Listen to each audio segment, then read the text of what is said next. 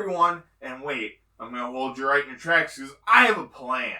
So, I'm wanting to play Crazy Taxi, right? I don't want to look like an absolute loser playing the console version, so my idea is to go into an arcade and yell, "Anyone want some free quarters?" But the only thing I'm willing to free is an arcade cabinet of Crazy Taxi. Wish me luck! 1 hour later. Alright, so I was only able to get the Dreamcast and GameCube versions of the game, but if you've ever learned the alphabet, you know that these games are right next to the definitions of good enough. Crazy Taxi is, as the name implies, a game about a psychopathic cab driver. The point of the game is to drive around getting people to where they need to be in the shortest amount of time possible. The game was originally made for arcades, but was ported to the Sega Dreamcast in the year 2000. After the Dreamcast did a little bit of... The game got ported to the GameCube, PS2, and PC in 2001.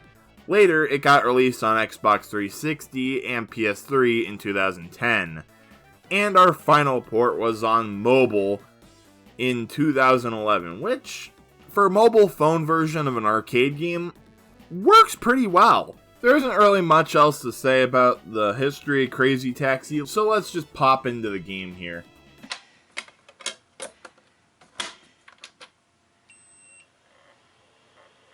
Once entering the game, we're confronted with a lot of options, so you know what, let's just stick with arcade for now.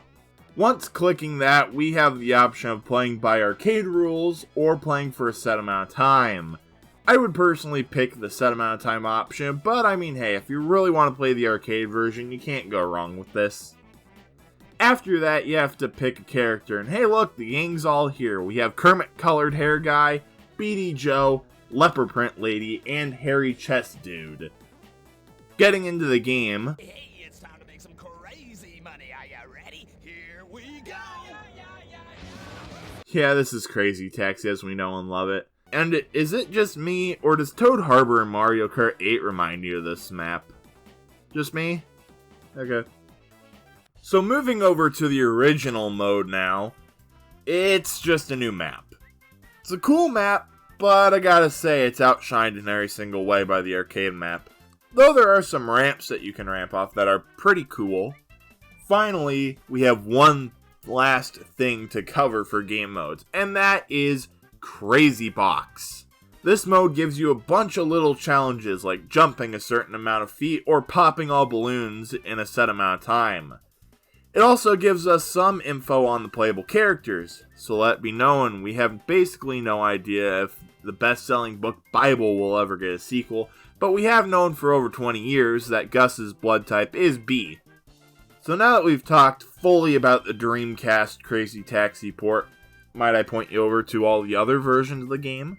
As I mentioned earlier on in the video, Crazy Taxi has a lot of versions, but I only have 2 other versions, so that's what I'm going to be covering. First off, we have the GameCube version, and it's basically the same game on the Dreamcast that looks and runs a little bit better. The GameCube version takes a lot longer to load than the Dreamcast version, so you know that might sway your opinion on what version's better. But we have 2 major negatives. First is they added extra audio during some parts of the game, like on the score screen. And they also changed some audio on the character select screen, such as Beady Joe's line, which in my opinion, the new audio just makes it lose a lot of its charm. Yeah, we gonna have some fun. Yeah, we gonna have some fun. And second is it is no fun to use the GameCube controller with this. I usually praise the GameCube controller because it feels good with most games, but this one is one that it doesn't apply to. Our other version we have is the mobile phone version.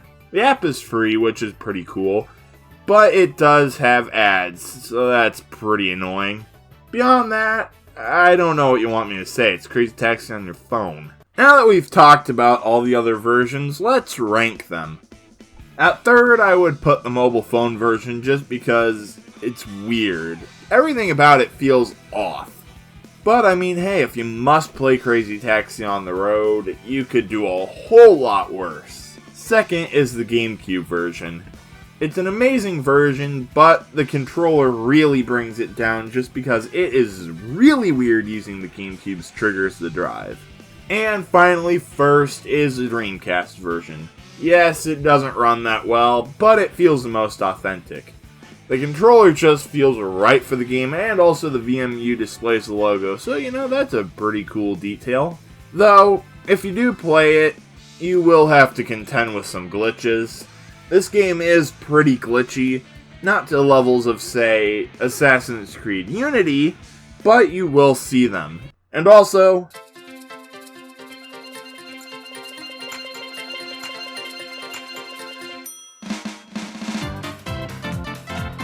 what the heck? Crazy Taxi is a game that truly fits its title of using crazy and taxi. It's a fun arcade game, but it's also pretty chaotic. Now, what will I be doing now, you ask? Well, I still have those leftover quarters, so I might as well go try and get the high score on the local Crazy Taxi machine. I'll be right back! A few minutes later. I spent all my money on the Crazy Taxi cabinet. Now I'm broke.